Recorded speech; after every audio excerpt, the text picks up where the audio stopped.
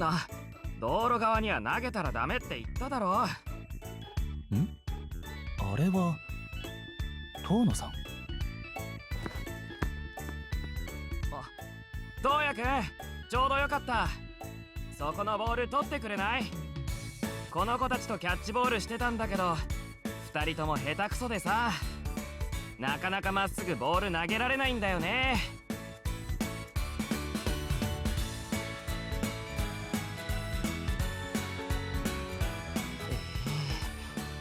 急に俺のとこ来て、なんか野球できそうだから教えろって言ったの君たちでしょ。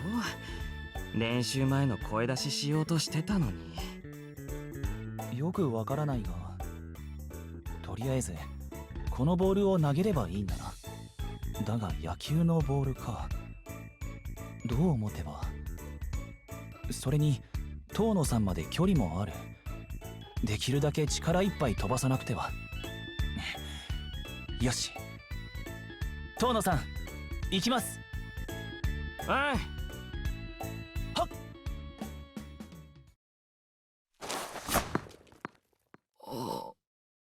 え？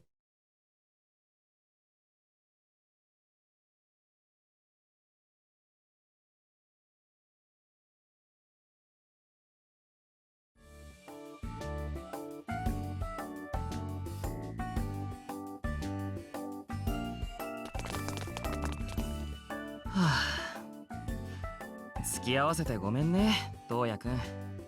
というか、運動ダメだったんだね。はい。球技のように道具を使うようなものは特にほとんどやったことがないので。ところで、あの子たちは遠野さんの知り合いですか？ついさっきここで会ったんだ。多分ビビットストリートの近所の子たちだよ。そうだったんですね。なんかいいよね、この町で生まれてこの町で育つなんて。生まれた時からいい音楽に囲まれて暮らしてるようなもんだし、君たちのところのあんちゃんがまさにそうだよね。はい。たまにアキトも羨ましがってます。町といえば、遠野さんはこの町が好きですか？実はアキトたちと町を見ろという言葉について話をしているうちに、そういう気持ちも関係があるんじゃないかという話になったんです。この町が好きか正直わからないな。え？この町でいろいろあったからね。相馬と一緒にあの夜を見たこととか、がむしゃらに練習して毎日歌いまくってたこととか、当たり前だと思っていたいろいろなものが突然壊されてなくなってしまったこととか、ほんといろいろね。すみません、軽率でした。ああ、ごめん。しんみりさせちゃったね。町に関わることなんだし、こうやって振り返ることはいずれ必要だったよ。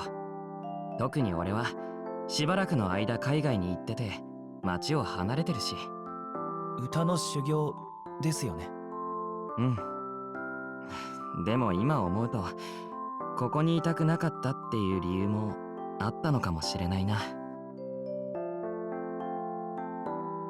俺がもし同じような立場だったら、アキトがいないこの町で自分だけが歌い続けるのは耐えられないかもしれない。それでも遠野さんは戻ってきたんですね。まあね、ここに戻ってきた時、雰囲気とか全然変わってないなって安心したよ。でも俺はいろいろ変わった。変わらなきゃいけなかった。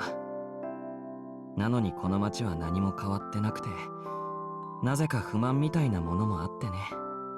正直タイガさんに町を見ろって言われた時、そういう気持ちを見抜かれて現実を見ろって言われてるのかと思ったよ。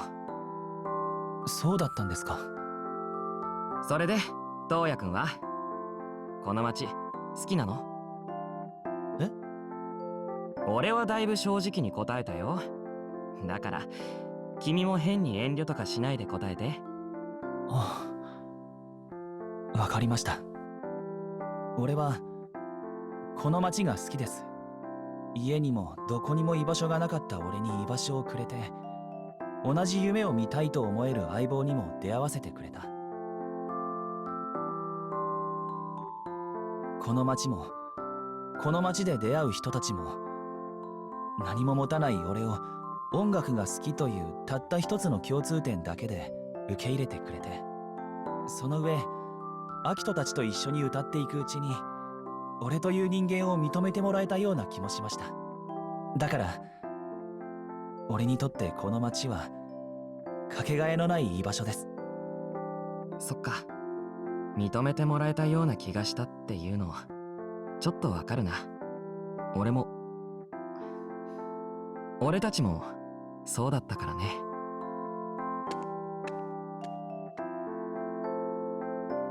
お、トウよ。トーン。何してんだ二人で。ああ、いや、この後の合同練習に向けて声出しをしようと思ってな。俺もだよ。ちょっと話し込んじゃったけど、そろそろ真面目にやろうかな。話せてよかったよ、トウヤくん。いえ、俺の方こそ。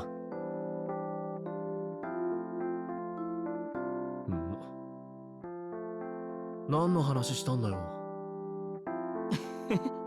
さあ、声出ししよう、声出し。